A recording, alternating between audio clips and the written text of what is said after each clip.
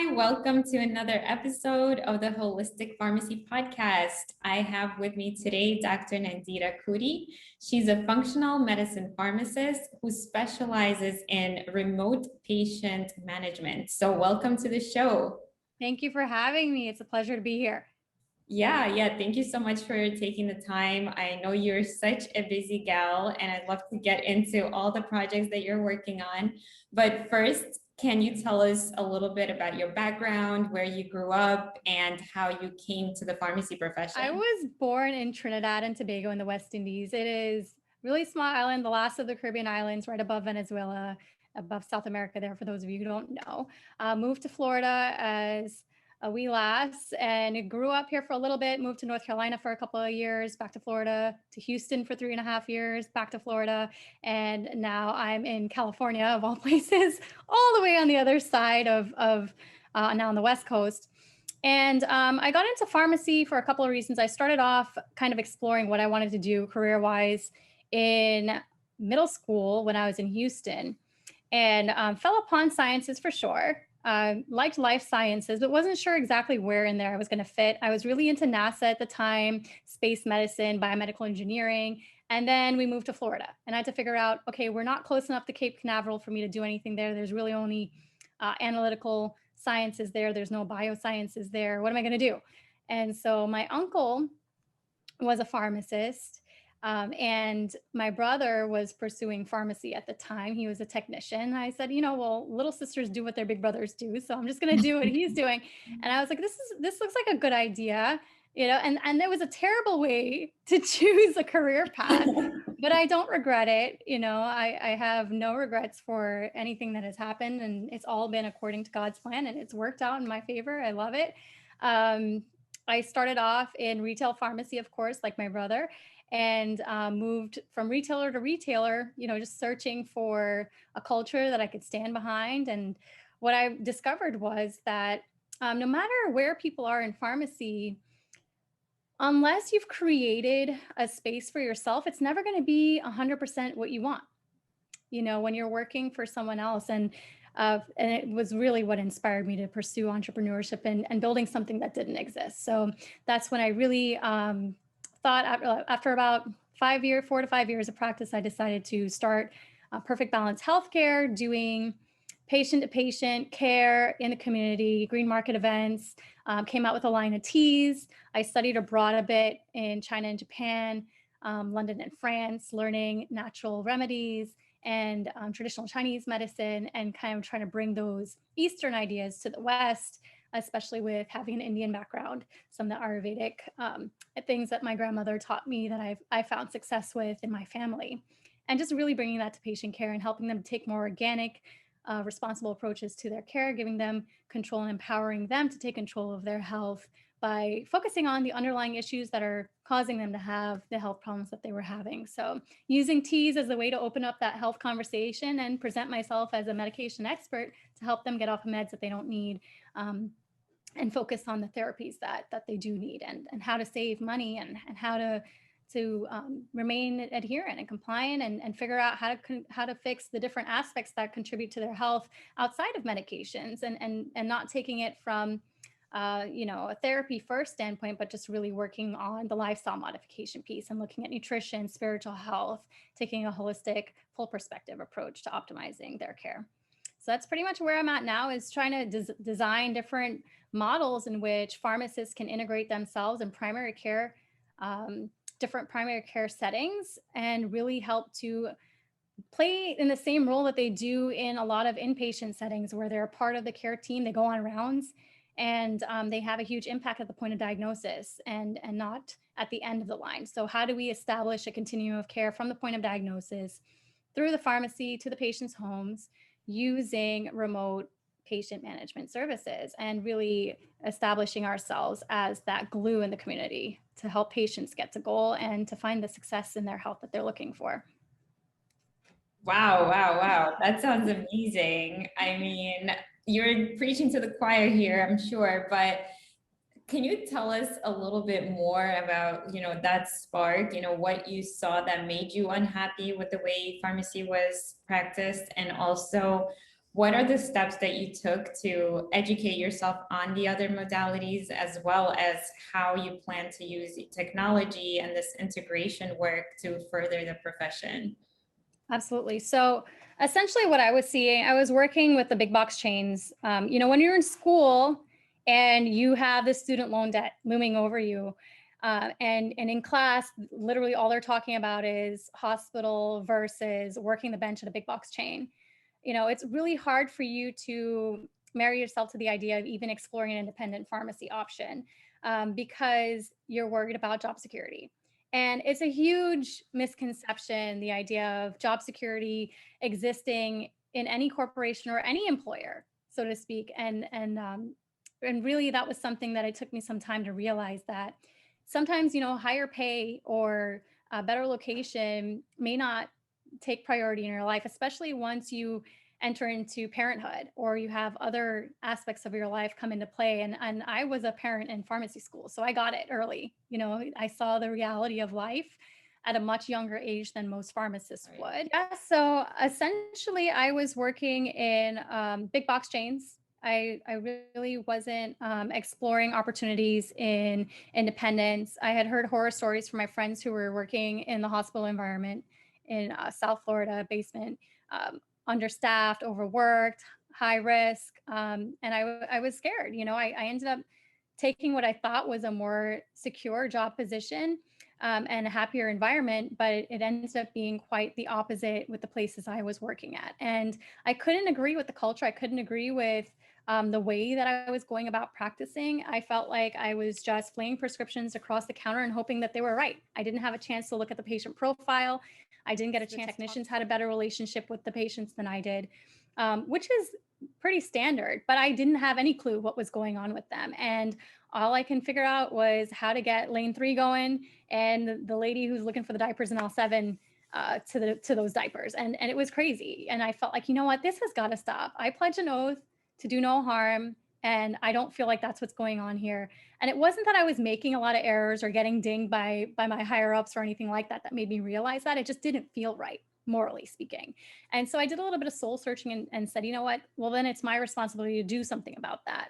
And so that's really what sparked the change for me. Is I craved the reason that I got into pharmacy school, that patient interaction, and having that relationship and being able to have an impact on patients' lives by sharing with them the knowledge that we learn through our experiences and through school. And so that's really what shifted me into the entrepreneurship. Was I wanted to work in the community. I wanted to work with patients. I wanted to really help them, and not just hand them a medication or a Band-Aid to the situation. So that was really it for me. Yeah, amazing. So what did you do once you realized that, and once you knew that something was not right? How did you take responsibility, and what did you do next? Well, at first, I thought it might be a good idea to try to partner with the corporations I was already working with. And some of them stole my ideas. Others of them didn't believe I was capable of doing it. And so I went on a renegade to just prove to myself and to the people I wanted to work with that it was possible, and that I could and was capable of doing that. And pharmacists are capable of doing that. So, the starting point for me was talking to other people who were in entrepreneurship. I had just started a new relationship with my current fiance at the time, and he's self-employed and has a business, and he was really able to be that person to tell me exactly how to do it. It's good when we hear coaches and different business people out there telling us that, you should start your own business, or you should do your own practice or consulting or whatever. But it's like, okay, well, how do you start your own business? Like, what do you physically have to do? Like, where do you start? Right. And so having him was really beneficial for me as a support person, to help me understand exactly how to start my own practice. And that's something that I now turn around and help other pharmacists do as well. Wow, amazing. So how did that work for you? Like, what were your first steps, and what was the journey like for you?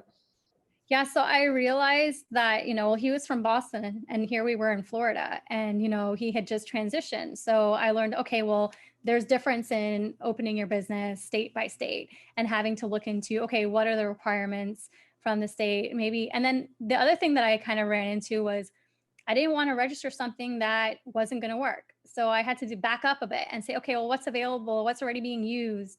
You know, and doing it that way first before even starting. And I think sometimes as pharmacists, we get stuck in analysis paralysis, or we get stuck in trying to get ready to do what we're doing instead of just doing it.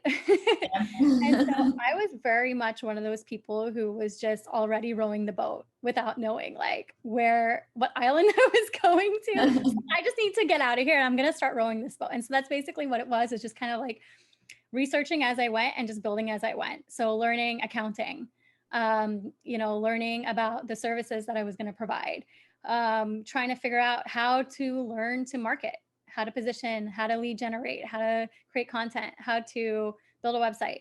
All of these things all kind of happen as needed. And that's pretty much how it is sometimes in life. We can't say that we have an entire roadmap for how something's going to work and then it's all going to play out that way, because life just doesn't work that way. And I think as pharmacists, we sometimes struggle with that because we feel like we need to get credentialed to death to be able to do something. But I quickly recognized my value having spent so much money to go to pharmacy school and getting a doctorate. And then people saying, oh, well, do you have this? No, I don't need that because I've been practicing for X amount of years and I've been doing it for free. So I have the experience, I'm fully qualified, and the patients that I've impacted are living testimonials to me of the value of what I can offer. So and that's the other benefit of entrepreneurship, right? Is you don't really have to prove yourself to anyone that you're capable of doing that. You could just go out and do it.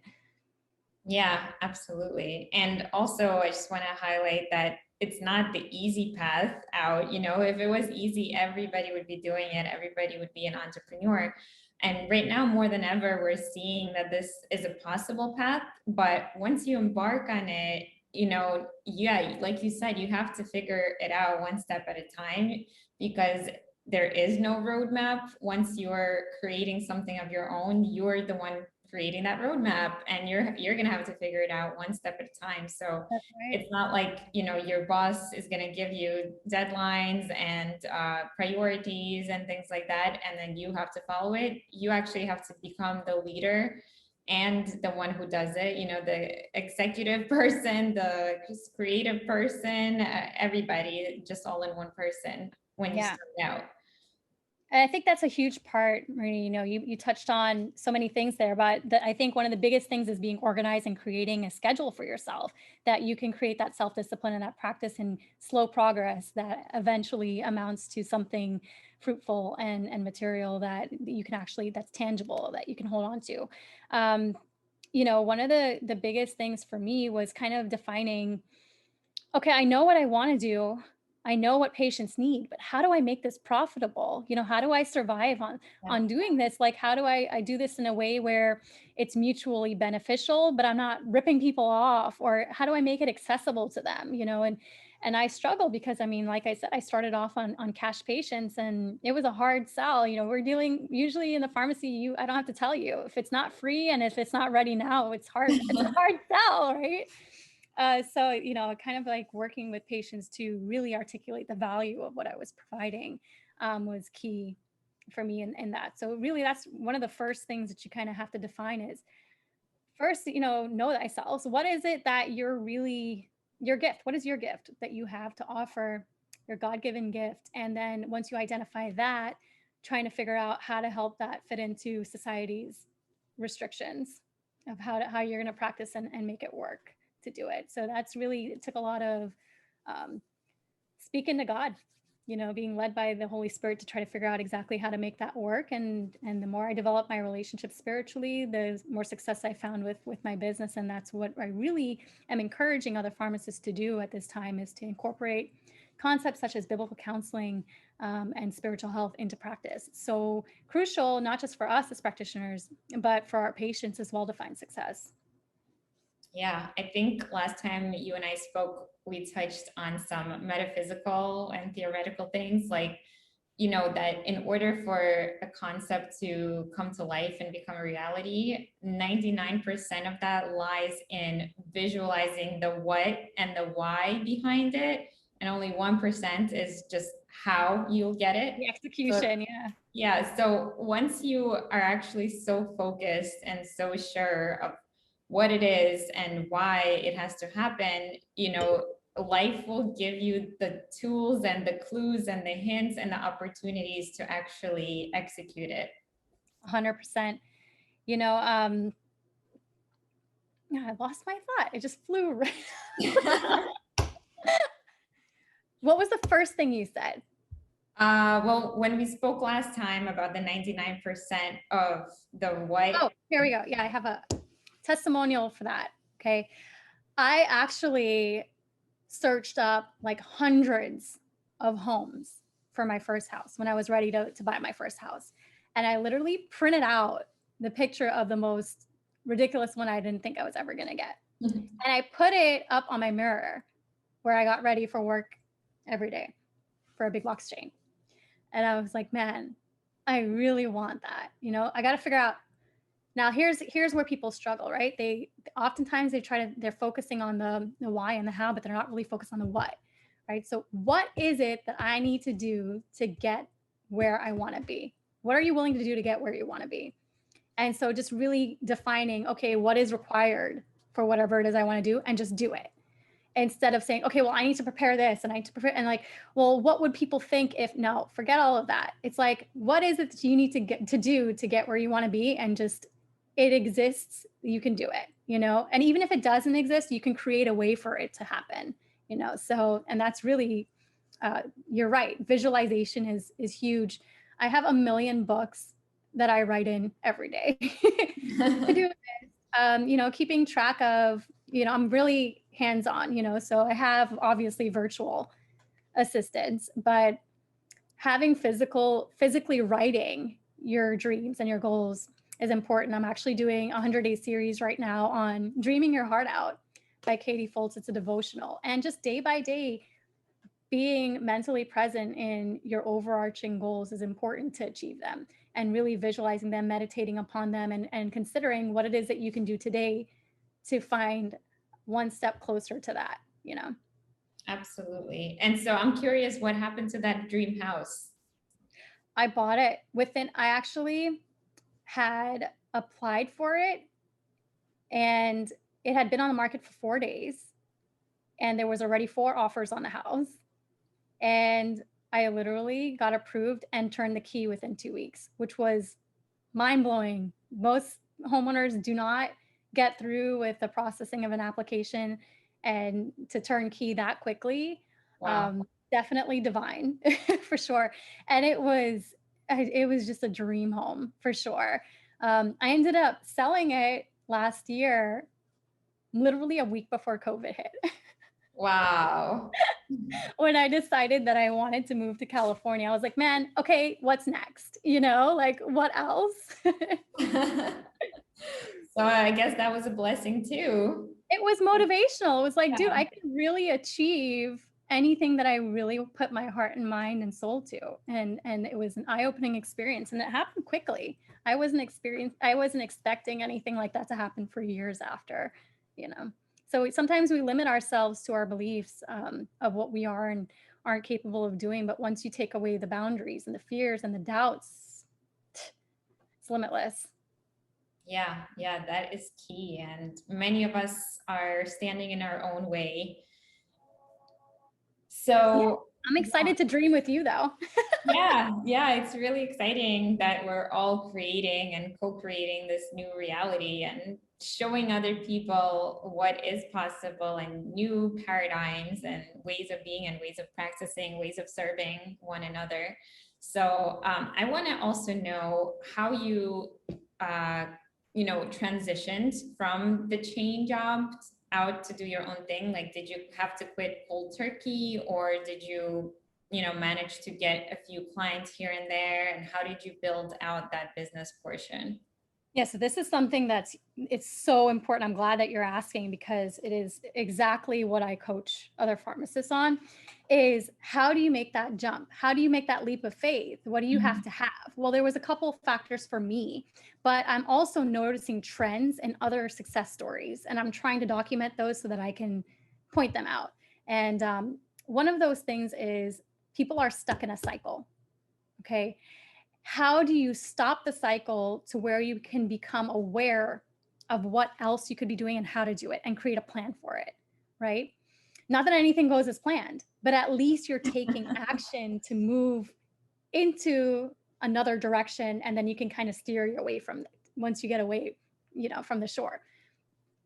That for me was making a commitment to sell my home to have extra cash on hand, to allow for that transition to happen. What can you do? What can you invest in, to allow yourself some more flexibility with your cash flow? That's important. If you don't have an extra 10K laying around, it's impossible, in my opinion, to make a shift to another state, or, to be able to buffer yourself for a job change or whatever. Right now, on average, it takes about 2 months from what I've been seeing for pharmacists to switch into a different position, from the point of application to interview to actually being trained and seeing their first paycheck, right?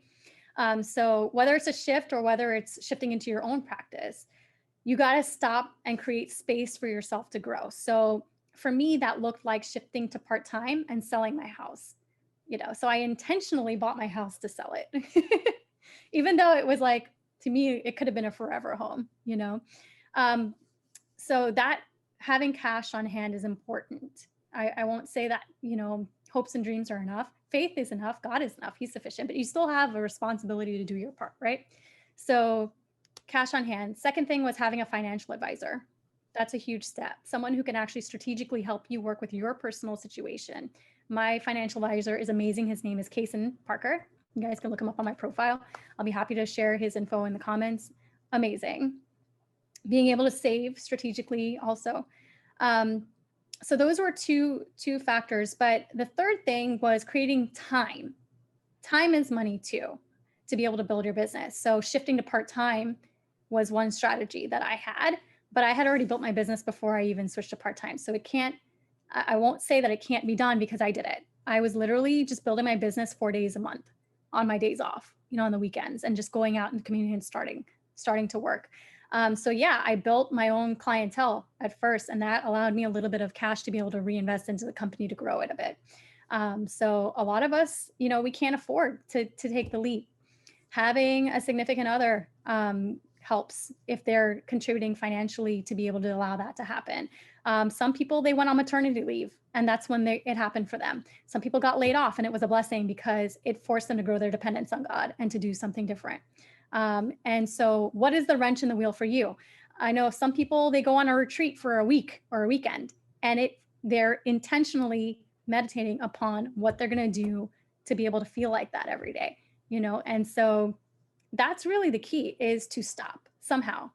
Stop, really consider what's going on with your life, who you want to serve, how you want to work, and then reposition yourself and go from there and come up with a plan as to exactly what you want to do, what it takes to get there, and map it out. Talk to other people. One of the biggest problems I had starting off was I started off with a business partner, and we ended up not having the same end goals for the company, and so we ended up going our separate ways. And I felt like, okay, well, I have to do this on my own now, and that was the worst mindset to have because we have so many ideas that we can use to help each other, and when you combine the time of more than one person, you're able to accomplish so much more. So it wasn't until I began networking with other pharmacists and other physicians and other practitioners that I was able to create a more robust program for myself and practice overall. Yeah, I love that, the point of stopping and reevaluating, because we have to have somewhat of a shift or switch in our perspective in order to do something different. Otherwise, we're stuck in that cycle that you were talking about. So we need to break out of that cycle, whether it's through meditation or a specific event that's a catalyst, or any other, hardship sometimes, or take advantage of it. You got laid off because of COVID, take advantage of that, don't waste it, or don't wait for something tragic to happen to spark your dream, igniting. So, really just creating that break in the cycle, as you said, is important. One of the things that I did in the beginning that I continue to do now that was instrumental was yoga on a weekly basis, where I intentionally had an hour to really just let everything go and really get creative in my attention and my intentions. So that's Yeah. helpful. Yeah. Yoga is Thank- amazing. Thanks for sharing your exact parameters, because sometimes I think we also are too hard on ourselves too. And we try to do everything in 24 hours, and that's just impossible. So it's really good, like you were mentioning before, to schedule out your time and give yourself some compassion and grace too. If it doesn't always work out how you planned it, but being consistent enough to give you that slow growing pace, rather than you thinking, okay, that's it, I missed one day and now I give up, and it's all over. So finding the balance between really pushing yourself to the limit, but also being nice to yourself and Yeah. giving yourself some grace. Well, I mean, tell me about your experience, because from what I saw is I'll have periods of, I'm trying, and you're failing, right? And it's mostly failure, small failures. And then you'll have a small success, and it's so motivational for you to keep trying, and whatever it was that allowed you to find that success. And that's how you grow, right? But what I found is sometimes when those small successes happen, they're leaps. And it's like a leap from this point where you were at, for a long time, to something astronomically larger that totally made up for the time that you were struggling and failing, right? So it's like it may have felt like in the moment, oh my gosh, I'm struggling for so long, when am I going to find success? But when that success does come around, it ends up being completely worth it. So maybe not, like, time isn't necessarily proportionate with regard to success, and not really judging it, and like you said, giving yourself grace in that, and being patient and waiting on the Lord to really reveal to you your purpose, and providing that path for you. Yeah, I think the only true failure is giving up. So as long as you're trying and doing your thing, eventually you will get somewhere. It's just a matter of time and, not giving up and trying different methodologies and trying new ways and being creative about it. Yeah, and what you'll find is that people are super supportive. Your smallest efforts don't go unnoticed, and people will be like, you know what, thank you for doing what you're doing. And those little thank yous, they kind of like help you to get through the struggles sometimes. So just look for those, and count your blessings, and look for the silver lining. Yeah. So I want to know what services you started out providing and how your whole business structure works with regards to networking and providing these remote monitoring and managing services, and then what you're currently doing now. Sure. So as a pharmacist, I was product centered. We come out of school, they tell you, oh, everything's patient centered, but no, it's not. You're really product centered at first. And that's really where I used that product centeredness that my patients were used to as a way to lead them to patient centered approaches. So it wasn't that I was product centered, but I just recognized that that's the way that the market was working, right? Mhm. So I started the line of teas, basically customized tea blends to help support patients in different struggles that they might have, whether it's stress and anxiety or energy, and just really using that as an opportunity to open up conversation with them about their health. So then I can offer cash services such as cost savings program, nutritional guidance. I would do grocery walkthroughs to kind of help them point out things that they like that are healthy, and customizing that, as well as giving them like a 7-day meal plan. I did monthly pill boxes and refills for that. I did custom tea blends where I put their name on it, all Aw. this fun stuff. And then I was like, okay, well, I want to start doing pharmacy services too. So I started doing MTM's cash and doing home visits and coming in and helping patients understand their blood pressure readings and their glucometer readings, and really going through a full real MTM and gaining cash for it. It was amazing, but extremely time consuming. And I was capping out on how many patients I can see per week, especially working full time in the big box chain. How am I going to do this and grow? How am I going to scale it? That's where I also realized that MTMs alone wasn't enough, even in working alongside a physician, it wasn't enough to create a sustainable practice due to patient pool issues and not utilizing some of the monopolies that are out there that have and offer those things for huge carve outs on the reimbursement.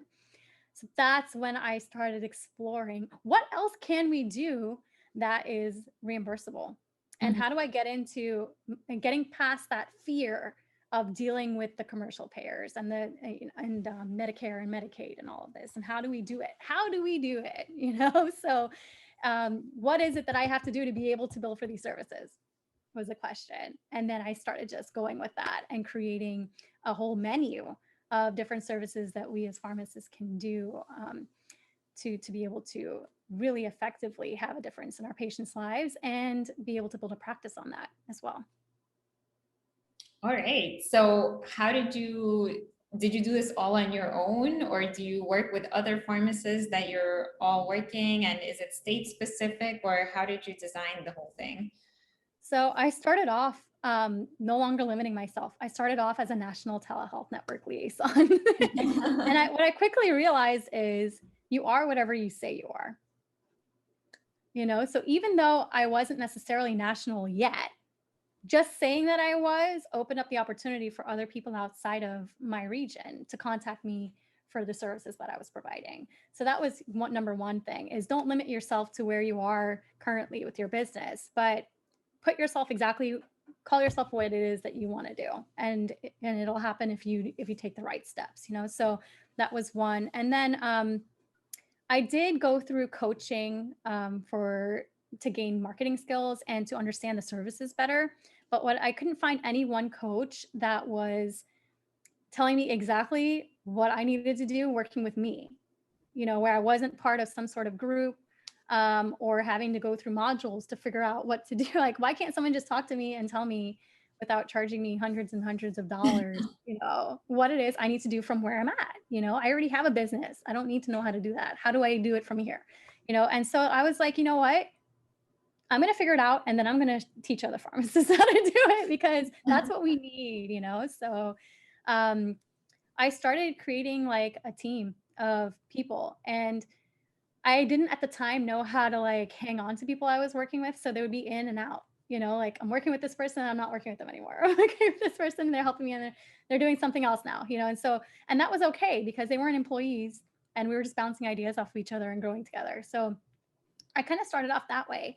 But then you get to the point where you're like, you know what, I want to like create more stable relationships and partnerships. And that's when I started creating partnership and affiliate programs for what I was designing. So that was really how I was able to create a team of people to help me by playing on their skill sets and having a team, an elite team approach to getting things done. So that's my recommendation, is network and find people who have the strong suits that supplement what you're doing and that you guys can synergize and grow together. People like you, Marina. Yeah, thanks. I really appreciate that. So can you tell me a little bit more in depth about what that menu boiled down to that you're offering to clients? And are you still working with just patients at this point, or are you also working on mentoring other pharmacists? Yeah, so I realized that I am in love with the business side of pharmacy. I was actually featured on the Business of Pharmacy podcast with Mike Kelzer, which was a lot of fun, right before I even started really doing it. So it was really hard to talk about what didn't exist, but it was motivational because I felt like it created a huge layer of accountability when I'm out there telling people I'm doing this, and I am doing it, but it didn't really exist yet. So within a month, it existed. It was a motivation I needed to go out and do it because I don't like being a hypocrite, So within 2 weeks, I had contracted my first physician out of Miami and was learning from him. How do you use the EHR? How do you document patients? How do you integrate software with practice and actually bill for these services? What are the logistics behind the practice, and what are the pain points that physicians are facing right now? And pharmacy owners. I actually started off working with pharmacy owners in the independent pharmacy space to bring independent pharmacists like myself to their practices to provide these services too.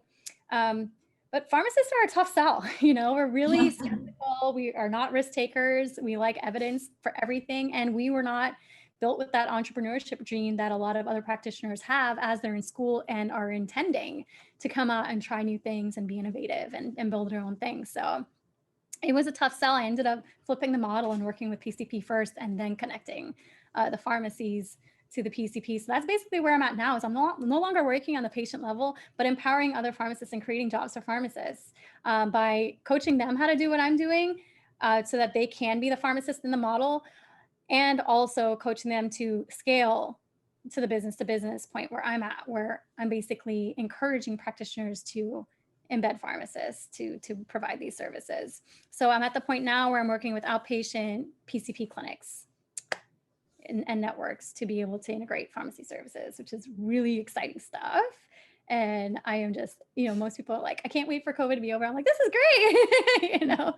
All of these technologies, and everyone's so willing to connect virtually. It basically helps me to expand my reach to be able to have an impact pretty much anywhere. Working with physician in Michigan and Alaska, Nevada, Washington, all over, Texas, you name it. It's just amazing. I'm so grateful for the walk that I've been able to walk. Yeah, so I know you've moved around quite a bit, and you probably have a few different state licenses up your sleeve. But in regards to working either with patients in a specific state or a physician in a specific state, do you need to be licensed in that state to work and network? 110%. Yeah.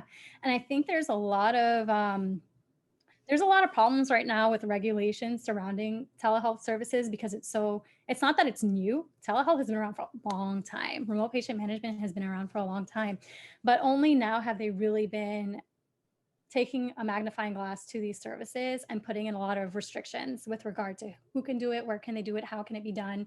And that's basically where having someone like me comes into play, because I can be that point person to say, hey, these are where the regulations are, and this is how you avoid getting slapped on the wrist for fraud or for, misusing codes and things like that. So what I've seen is some states are more restrictive than others.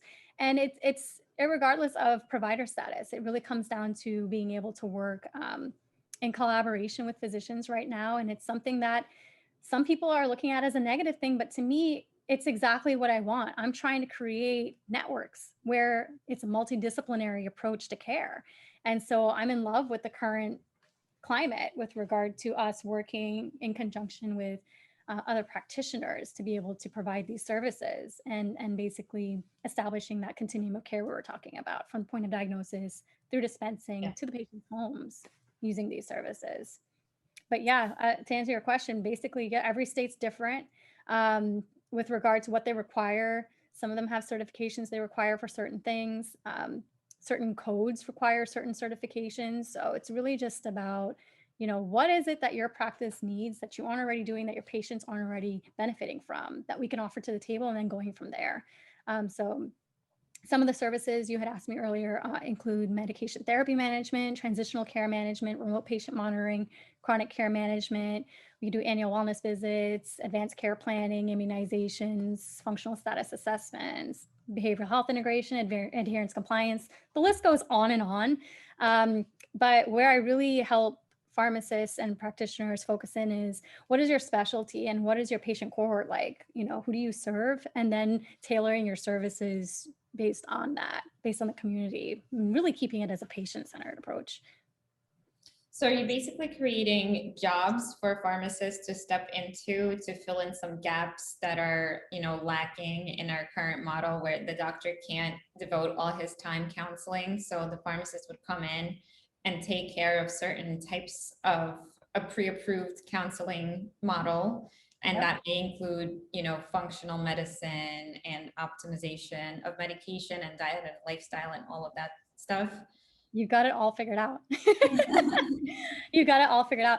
Yeah, essentially, that's the idea, right? Is right now there's a shortage of physicians and there's an overabundance of pharmacists. So how do we marry the two? Because we can help each other out. There are a million things that the physicians don't have time to do, and their nurses are stacked and their staff is stacked, that we can come in and we can say, hey, don't worry about my salary. I'll cover it in reimbursement. Let me show you what I can do to bring to your practice and to really help manage these patients between encounters, because they're falling through the cracks, and we're ending up with all of this back and forth between the pharmacy and the practitioner that's unnecessary. If you just had a pharmacist there at the point of the diagnosis, we're the medication experts, let us do our job, we'll stay in our lane. You know, we're here to support the practice and really help bring the patients to goal. So utilizing these services to help support the practice and to also create more time for the physicians, more revenue, and to create a happier work environment for pharmacists where they can say, hey, I'm proud to be a pharmacist. This is what I went to school to do and more. And I'm getting to do it my way. I'm getting to do the parts that I'm passionate about and playing on my specialties. Maybe you want to work in conjunction with an infectious disease physician doing HIV counseling and really helping an independent to earn those HIV scripts, you know, and working alongside them to do point of care testing in the community and things like that. And that's some of the other things I'm doing, you know, working with, obviously I'm in an independent right now as we speak, loving it here and integrating with the community. And these are just other things that we can do alongside to really keep our feet wet and our hands busy with actually staying connected with what we do and our role in the community as pharmacists. Wow. So is the main role then to fill in the gaps that there's just simply not enough time for, and then give more attention to the patient, get better patient outcomes, and also are the pharmacists talking back and forth to both private insurance payers and federal and state payers? Yeah, so that's exactly why I call myself a liaison, because that's what we Yeah. do. We all do it already. We're the Yeah. ones doing the PAs and all the interaction checks and all the interventions and calling the doctors and saying, hey, the cardiologist didn't know that the PCP prescribed this. Why don't we just do it from the office, you know, and be available in all sites to be able to support the patients at multiple touch points, right? So yeah, we're not there to be like to fill in between. We're there to be that continuum, right? So saying, hey, I'm a life coach to that patient.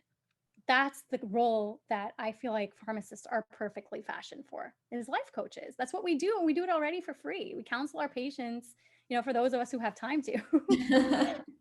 We counsel our patients about life, you know, real life stuff. You know, how are we dealing with smoking cessation and addiction treatment and things, alcohol dependence, and really being there to support them in whatever it is that they're struggling with. So, you know, that starts when they seek help at the primary care physician's office. So if we're there to do that, and the primary care physician gives them an overall diagnosis, but the pharmacist there to support them in managing that patient. And it's not just chronic cases. We can handle acute cases too. And those are reimbursable too. So there's a huge focus right now on chronic care management, but I'm trying to help shift this to preventative care and saying, hey, we can use these same services to prevent the strain that's being placed on the healthcare system if we catch patients that are new onset, you know, and really helping them get to goal before it's a bigger issue. Absolutely.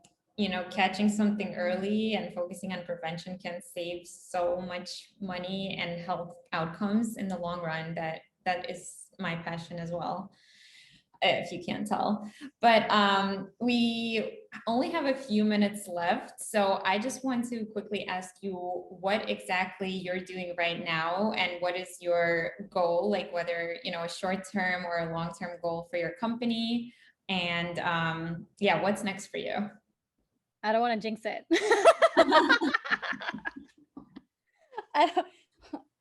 I'm going to leave what you and I are doing in our back pocket. That's for the world to see eventually. The big picture is what you and I are doing. But what I will share with you is where I'm at now in my journey. And so I'm part-time. I took that leap. I took a huge leap. It's COVID, the state's burning over here. There's landslides, you know, Yeah.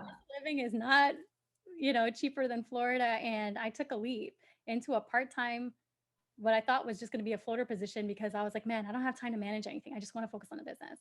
It ended up being an amazing opportunity to integrate doing county and state work, substance use abuse, HIV work in the community. I love, love, love the respect and appreciation I get and flexibility in my role with the current independent that I'm working for. So that's where I'm at now, is part-time at an independent pharmacy where I can keep my hands on pharmacy and actually understand what, you know, my colleagues are dealing with that I want to help. Because in the end, that's really what I'm trying to do, is bring this full circle to helping independent pharmacies to rise up against the competition and step away from all of the DIR fees and some of the things they're struggling with on the product side and step into the clinical services and helping them do that. So being in a place where I can start, creating my own testimonials, working with an independent pharmacy owner to do some of the things that he has envisioned and showing what else we can do as pharmacists when we have that flexibility of part-time is one of the things I'm loving there. And then with my business,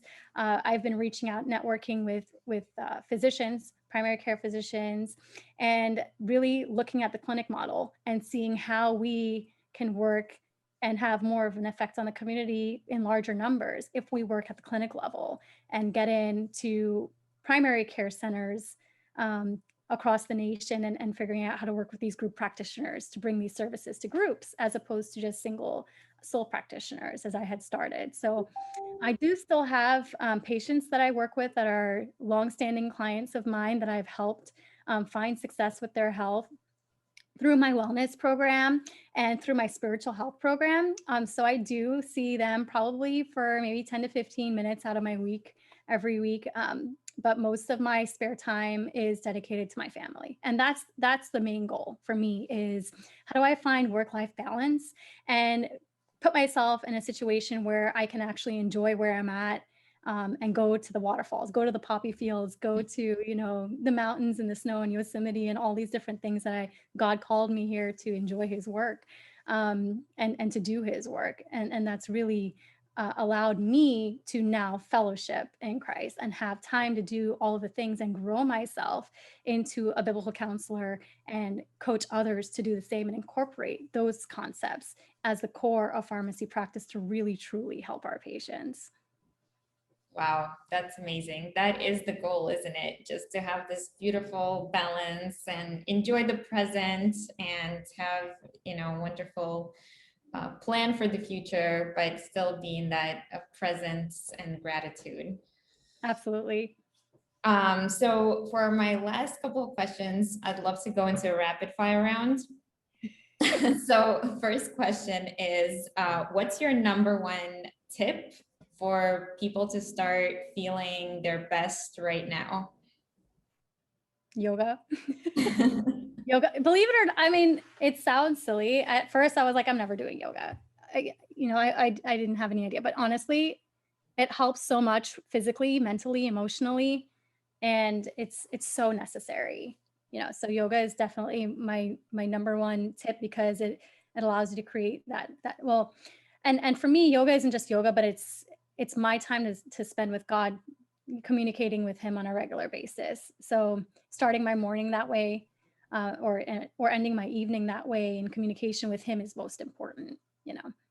The glorification of God should be at the top of everyone's list, in my opinion. That's the most important thing.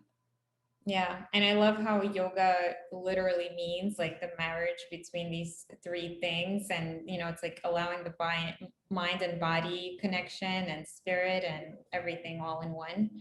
So I've also been recommitting to yoga as a regular practice as well recently. So it's like a misconception that it's for Hindus only or for, it's not, it doesn't matter what your belief system is, it's just an opportunity for you to have a more holistic impact on your life, and ultimately the lives of others too.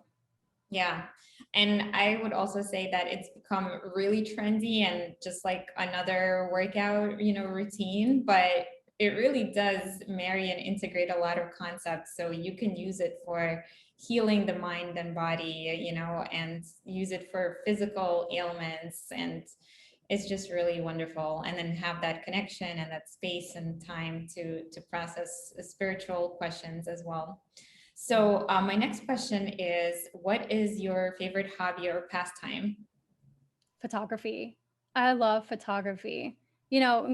Growing up, when we go through that teen phase, we're all about selfies and, focus on self. I've matured a lot in my spiritual walk now to where I can appreciate the things around me, and photography allows me to capture memories.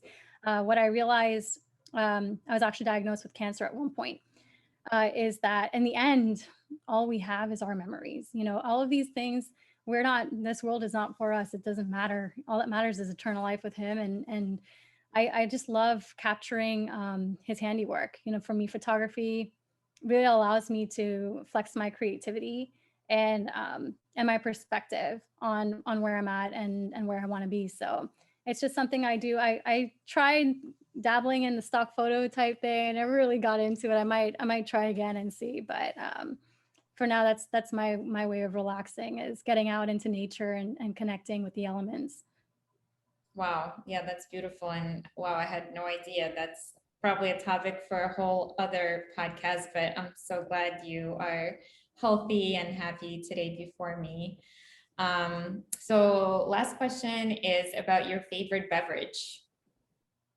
Tea. I love teas. I make different teas. Throughout the day, I'm drinking tea right now. I'm drinking a peppermint tea. I know it's like it's going to be springtime and I'll still be drinking peppermint tea. Yeah, peppermint. I love teas. I don't know, some of them taste earthy, some of them give me energy, some of them help me sleep, you know. It just depends on what I have going on, but they definitely help a lot. You know, I think they're completely underestimated. Yeah, absolutely.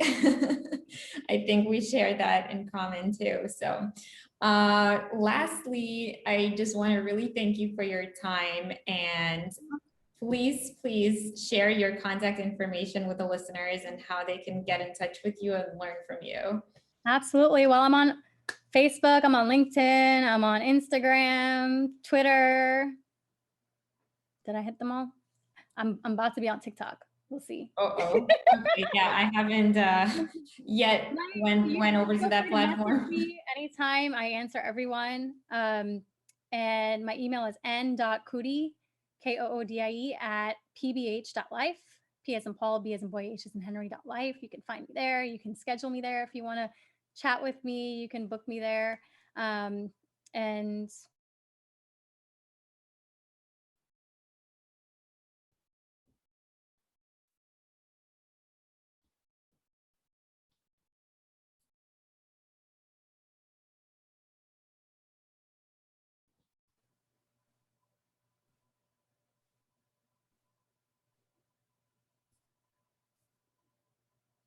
You froze for a second. so did you. I thought you were praying, actually.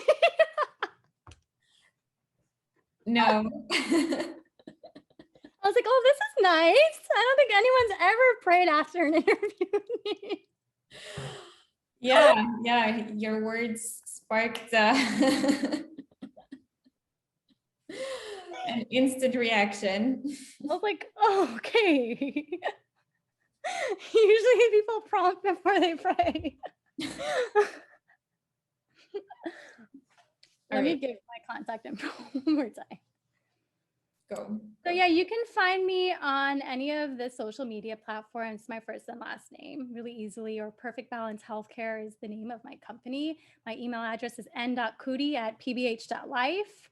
That's n.koodie at P as in Paul, B as in boy, H as in Henry.life. You can visit www.pbh.life if you're interested in booking a call with me. I'm open to anyone who I can help. So thank you so much, Marina, for this time. It's been a great pleasure sharing this time with you and our experiences. All right. Well, thank you so much and enjoy the rest of your day.